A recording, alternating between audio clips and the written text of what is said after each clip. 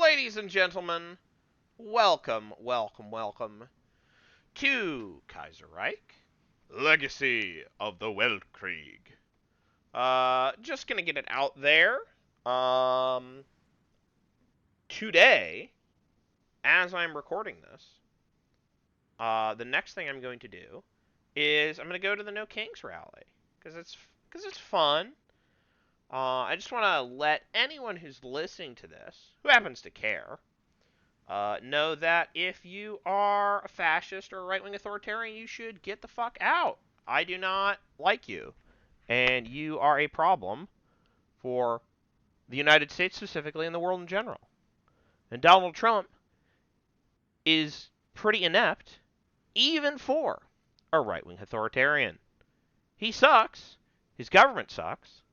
All the people who work for him seem to really suck. It's genuinely a massive national embarrassment. And it might be the end of American power overall. Anyways, completely unrelated. I'm playing as the Philippines. It is completely unrelated. And if you're wondering, oh, is this just going to be politics? No. I just want to get the annoying people out of the way first, should they be interested. So, I am through with the great trial that is playing through Outer Wilds. I will eventually go back and play through the DLC. But man, I am Outer Wilds out for now. So, we're playing as the Philippines because no big Kaiserreich patches come out. This is not going to be a world conquest game because, like, I've already done that a bunch. Doing it as the Philippines would be tedious. I'm not that good at 40. I'm not that good. Just call this 40k. I'm not this good. Sheesh McGeesh, man. I'm not that good at Hearts of Iron 4. And then, like, a new DLC is going to be coming out pretty soon anyway, so, like, I'm not going to be able to do this. But the Philippines are cool. They have, like, a focus tree now. Look at that. There's stuff that's going to happen. I'm going in blind. I don't have any particular intentions for what I'm going to play. Unlike real life, I don't have any particularly ideological alignments in the game Hearts of Iron 4. Maybe I'll go Emilio Aguinaldo, if only because Emilio Aguinaldo is like a cool historical figure in real life, but I don't know. We'll see. Anyways, let's talk about the Philippines. The path towards independence. After centuries of Spanish rule, the Philippines entered open revolt in 1896, led by the Revolutionary Secret Society, Katipunan. A year later, the revolutionaries declared modern Asia's first republic. Success was not to last, as the Spanish counteroffensive forced the revolutionary government to flee. The Spanish-American War destroyed Spanish power in the Philippines, but it soon became clear the United States was not going to allow an independent Philippine state to exist, either. Thus began the Philippine-American War, which quickly devolved into guerrilla warfare as the Americans extended their control over the country. By 1902, the war was officially declared over as the major nationalist forces were defeated, and the Philippines became a U.S. territory. The national struggle transitioned from military to political. The Philippine Organic Act of 1902 had provided the insular government with an elected assembly, and the first national elections were held in 1907. They were won overwhelmingly by the Nacionalista Party of Manuel Quezon and Sergio Osmena, which called for immediate and unconditional independence. Self-government was further strengthened with the Jones Act of 1916, which replaced the unelected Philippine Commission with the Senate. After years of lobbying and campaigning, Filipino representatives finally compelled the U.S. Congress to pass the Tidings-McDuffie Act, which transformed the country into the Commonwealth of the Philippines, established complete self-government in domestic matters, and set a date for full independence 10 years in the future. The first presidential election was won handily by Manuel Quezon and Sergio Osmena, who became president and vice president respectively. The Nationalista Party has controlled the legislature for its entire existence and currently holds an unassailable dominance over the political life of the country. The main opposition, the Democrata Party, has struggled to threaten the Nationalistas' position. Since the Philippines are now under a presidential system of government, the Democratas, or another political opposition movement, will have to wait for the next presidential election to have a chance of power. For now, Quezon and the Nationalistas are able to pursue their efforts at nation building while keeping down the peasant unrest and the embryonic syndicalist movement. All this stability is, of course, guaranteed by the United States' continual control over the country, defense, and foreign policy. That is pretty close, by the way, to, like, OTL. Hey, how to play. Yeah, so we're 1.5.3. I don't anticipate this game lasting all that long. So let's get to it.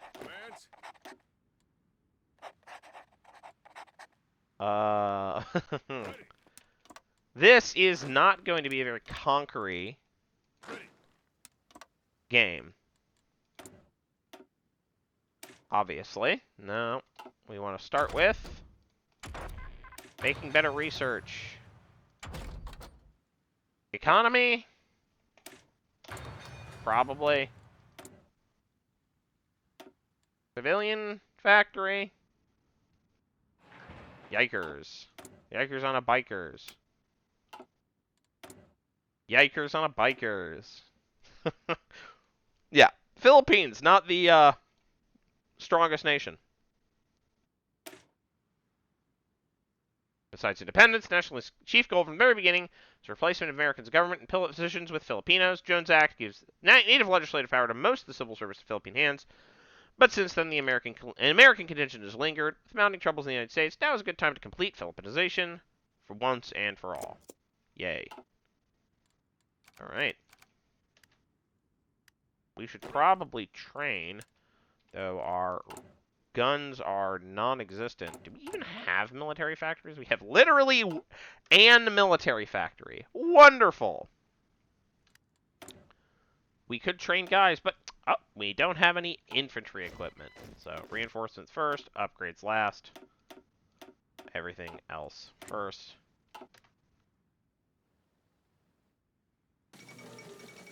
Yep, Victor Chernov has been shot. Ripperoni pepperoni. Totalist Charter. The people must regret this madness. Blah, blah, blah. I would love to see a Syndicalist update, because the Syndicalists have not been updated in a while. I would also like to see an Entente update, though they have gotten a little bit more attention recently. I guess recently is like 3 years ago at this point. Time does fly. Because in my brain, I'm like, we just got a French Republic update. Fifth Anglo-Afghan War.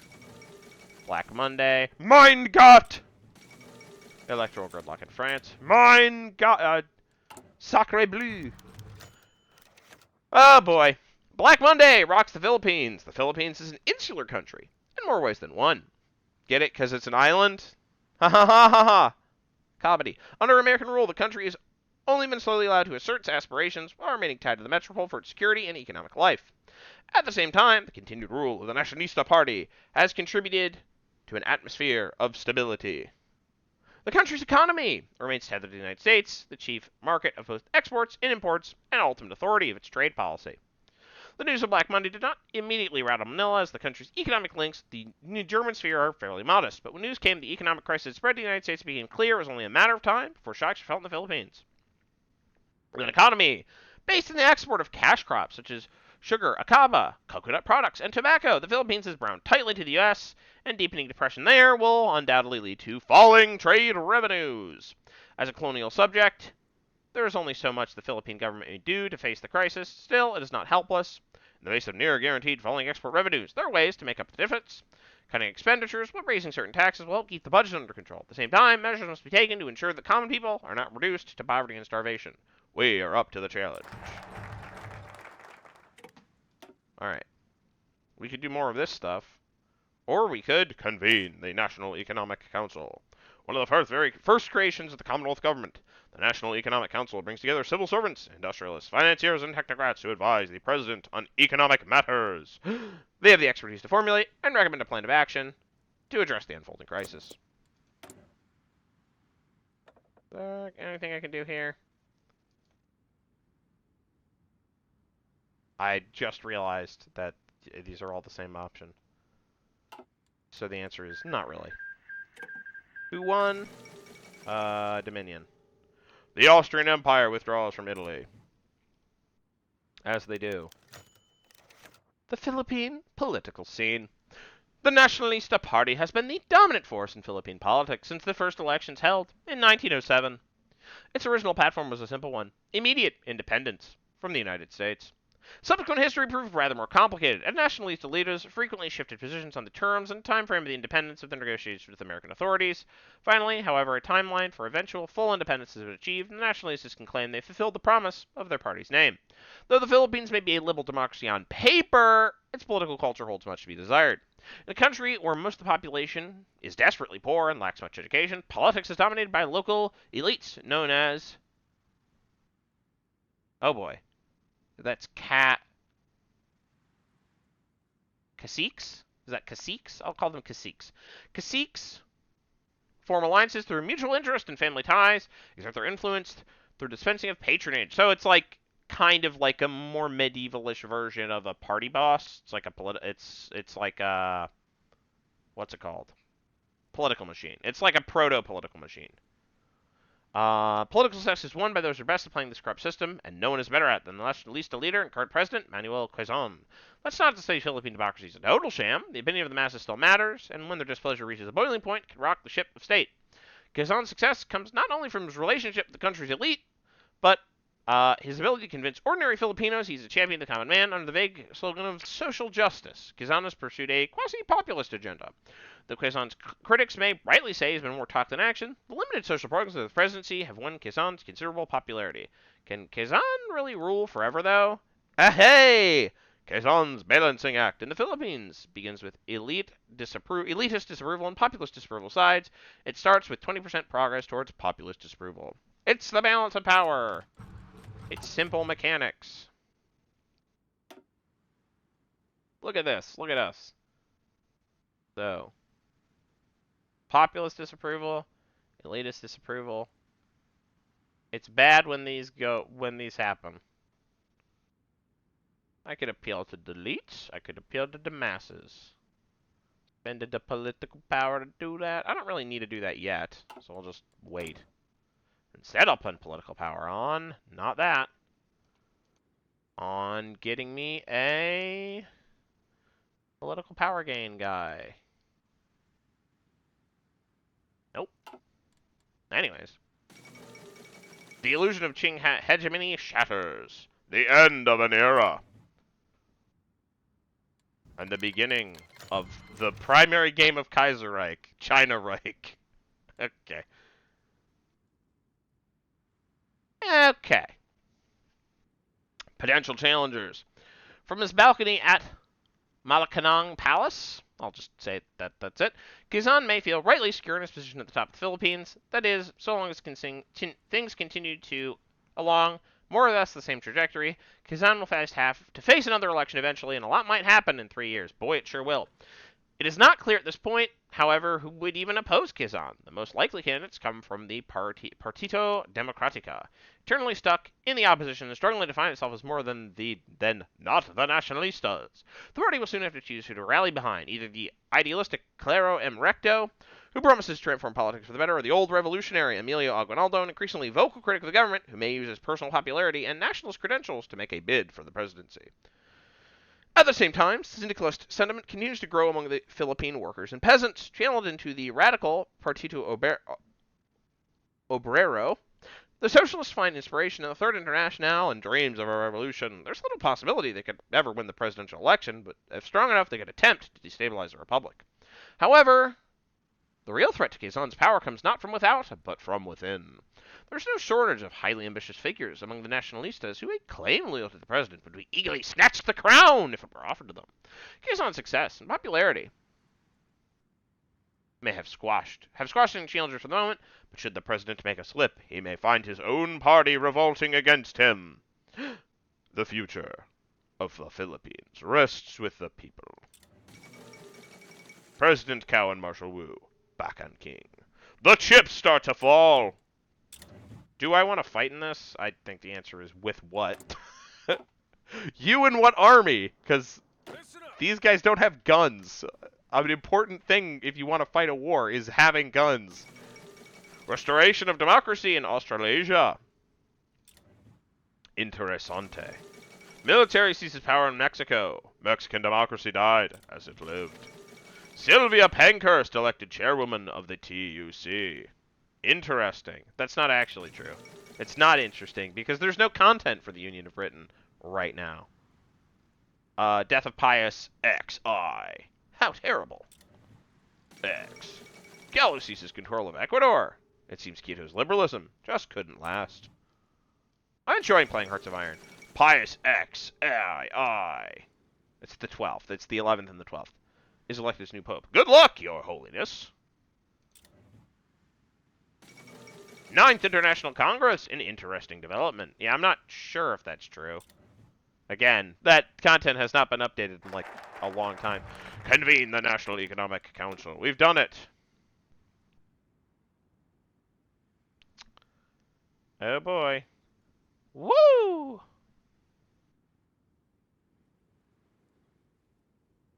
Look at that.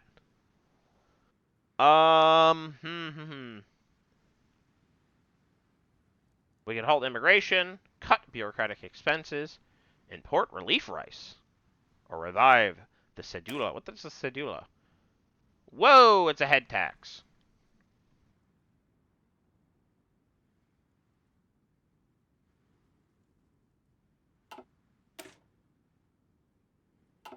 Let's start with these two. Let's halt immigration. We need to stabilize the economy.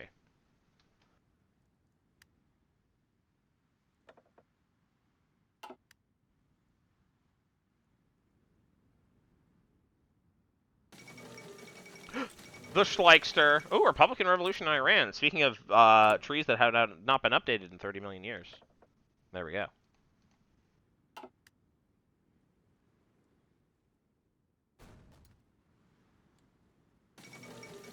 Famine breaks out in Sichuan. Something, very old meme about Richard Mortimer. Immigration's been halted. Cut bureaucratic expenses.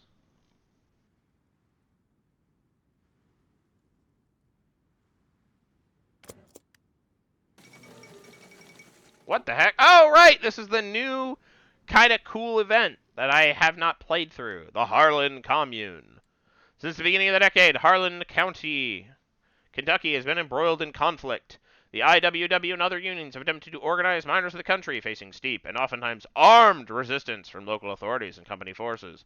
This week, fighting in the county came to a head as miners seized the town of Harlem, including its National Guard depot. Having routed anti-union forces from Harlan, not Harlem, they moved to capture other parts of Harlan County, taking up positions in the Cumberland River Valley before proclaiming a local commune. Already the crisis in Harlan is shaping up to be worse than the Mingo County War of 1923, as socialists in large northern cities marched in solidarity with the Harlan Communards. Is this America's 1925? No, it is not. But it's not good. Our research has been improved. Is this even worth our time? I mean, I guess.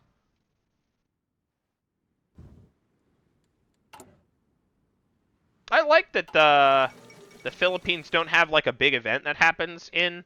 I really do think that this is something, if you're going to do a rework, you really should keep the idea that the Philippines have kind of a long fuse.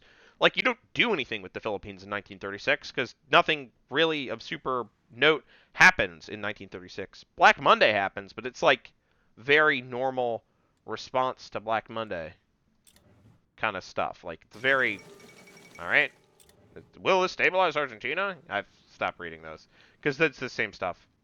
Carles is in control in Argentina. This is usually what happens. Collapse of the United United Baltic Duchy. That's a batch of maps made obsolete. One of these days I'll learn to read. So at some point I might. Not today. Ergen Sternberg defeats Mongol rebels. The Mad Baron has done it. Oh, Mad Baron, you're a goofy weirdo. Do we? Nice, we don't need to do either of those. Alright, cool. Get it. National Economic Protection Association. Yunnan clique falls into civil war. Is there any place in China safe from strife? No. Coup d'etat in Siam. Concerning. It is concerning. It's a scandal and outrage. So much of Philippine economic life, from merchants to consumer goods, kept in the hands of foreigners. The National Economic Protection Association has been formed of prominent businessmen and civil leaders, lead a campaign to urge the people to buy Filipino. standard autarky kind of economic nationalist stuff. A very common in places like this. One can hardly blame them, given their status as a de facto colony. Bank president could be good. I mean, this could also be good. What I really want is political power. Maybe this is strictly better. Ooh, this is even better, though. All of these are good.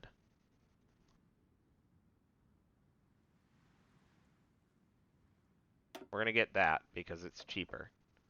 Yeah, look at that. Efficiency. Now that's efficiency.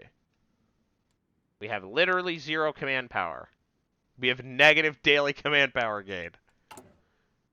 I think that there's a thing here talking about the Philippine army, and it's like, what army? And it's like, yeah, that's basically it. There really is not a Philippine army to speak of. All right. So we are now sauced. We're boosted. We're juiced up. War Plan Orange. Now that the Americans are gone, are they? That hasn't happened yet. What is the trigger for this? They might want to work on that text. Anyways. We probably should get a research slot.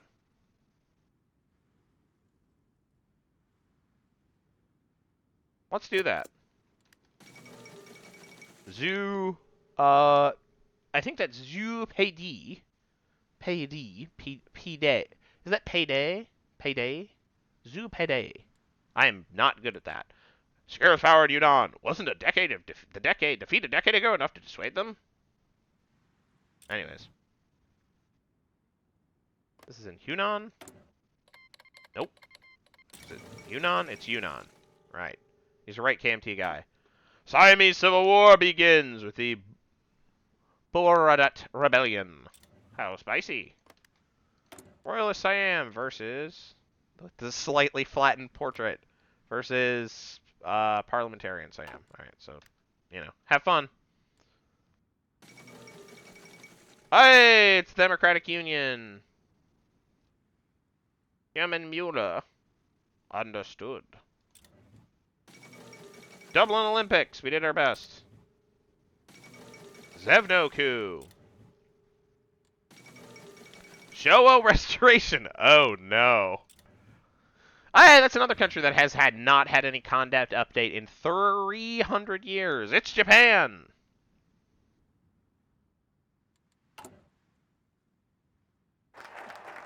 There's our government survey board. Let's get some stability. Oh, right, what's government survey board? A government run like hell by Filipinos, maybe preferable to one run like heaven by Americans, but admittedly, it'd be nice if a Filipino government could be run like heaven too. Our institutions probably have some inefficiencies and redundancies. In order to address them, we will need to have a better picture of the government as a whole. So, you know, somebody whose job it is to tell us what the government is doing. The Philippines. Optional religious instruction.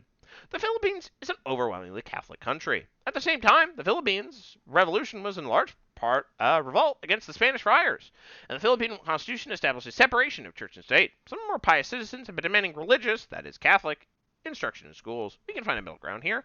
Religious classes will be optional and will not interfere with the rest of the school day. Okay, great. Sounds swaggy to me.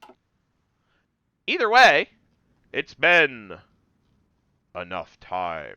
But I'm going to declare this the end of the episode. Hopefully that was enough content to sate your maw. That was a strange turn of phrase. Anyways, this is not going to be like an epic 300 episode Let's Play. I think we're going to go basically until we run out of,